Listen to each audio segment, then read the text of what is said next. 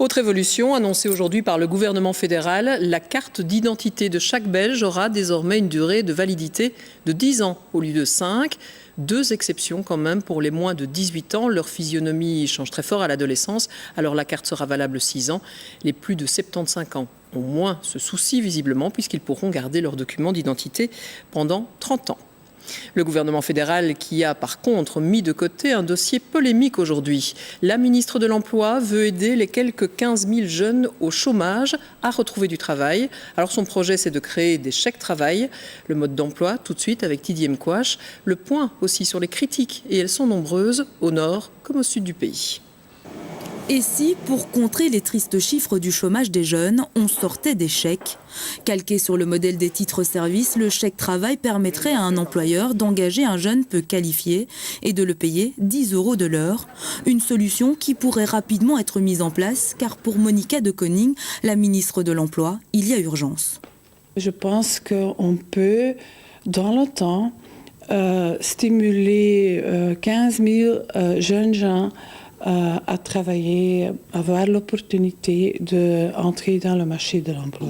Mais l'initiative n'est pas très bien accueillie. Tout d'abord, au nord du pays, le VOCA, la Fédération patronale flamande, ainsi que la NVA et le CDNV fustigent la proposition.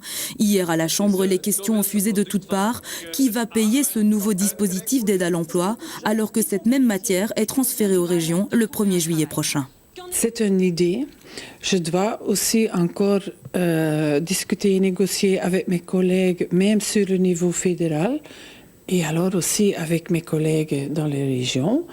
Mais j'ai déjà reçu du Kern qu'ils trouvent l'objectif bien. À Bruxelles et en Wallonie, les réactions sont tout aussi dubitatives. Pour le syndicat des indépendants et des PME, cet énième dispositif ne fait que morceler davantage encore les aides à l'emploi. Le problème du chômage ne vise pas uniquement les jeunes, il vise toute une couche de la population.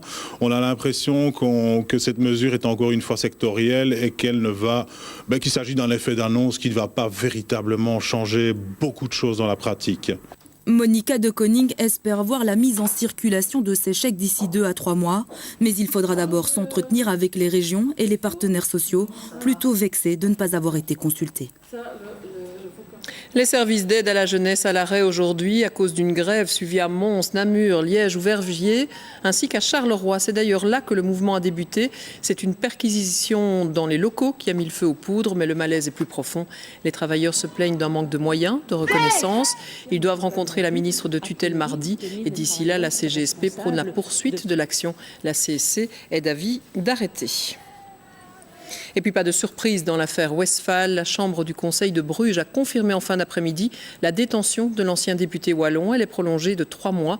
Les avocats du parlementaire avaient pourtant demandé une libération sous condition ou sous surveillance électronique. Ils n'ont pas été entendus. Cela faisait des années que ce n'était plus arrivé. Les loyers à Bruxelles ont baissé. C'est le journal L'Écho qui a mis en avant ce matin quelques chiffres significatifs. Mais la tendance est-elle générale ou concerne-t-elle uniquement la capitale? Voici le dossier de la rédaction. Il a été réalisé par Valentin Boigelot. Les loyers bruxellois, c'était depuis 20 ans déjà 5% d'augmentation chaque année. Vivre à Bruxelles coûte de plus en plus cher. Mais à en croire les chiffres de l'Observatoire des loyers, le marché locatif à Bruxelles est en perte de vitesse. En 2011, le loyer moyen à Bruxelles coûtait 655 € par mois. En 2012, il descend à 649 € par mois, une légère baisse d'un petit pourcent. Ce serait l'amorce d'un changement de cap. Mais pour ce représentant des locataires, ces chiffres sont trompeurs. Les loyers bruxellois devraient continuer d'augmenter dans les années à venir, en raison notamment de la pression démographique grandissante. Il y a un manque criant de place dans les écoles.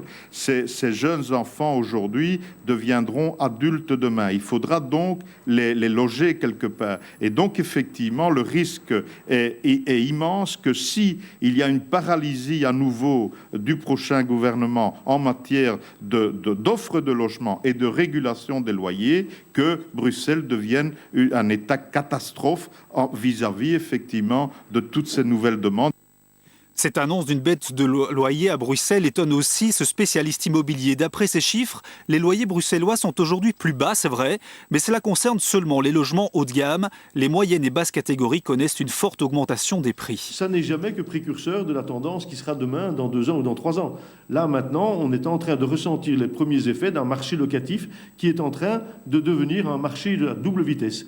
Le marché sur lequel la grande majorité de la demande a se porter, c'est-à-dire le moyen et le bas de gamme, et puis la demande plus faible sur le haut de gamme. Vous, quand vous regardez vos chiffres, vous constatez que en fait, les loyers qui sont traditionnellement faibles ont tendance à augmenter en fait. Ça, c'est d'une manière très claire. Lorsque vous mettez aujourd'hui un bien à louer à 400 € sur la région liégeoise ou de Charleroi, ou un bien à 550 ou 600 € sur la région bruxelloise, vous allez être assailli d'appels. Bruxelles reste la ville la plus chère du marché locatif. Pour un appartement 2 chambres de 75 mètres carrés, vous payerez 800 € à Bruxelles, 600 € à Liège et Charleroi et à Namur, 700 €.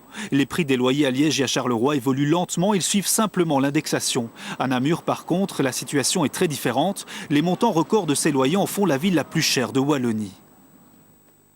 Pour Liège comme Charleroi, c'est une situation tout à fait stable et même dans les années à venir, il y a des potentialités importantes. Pour Namur, la situation est un peu différente parce que Namur, évidemment, a attiré beaucoup d'administrations ces dernières années, beaucoup également de sociétés privées qui ont installé un siège wallon parce que position assez centrale.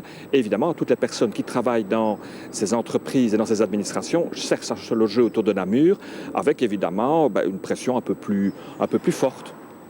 Une capitale wallonne plus chère à l'avenir, à l'image de Bruxelles. 2 villes où l'on compte de plus en plus de locataires et où les investisseurs immobiliers se font de plus en plus présents.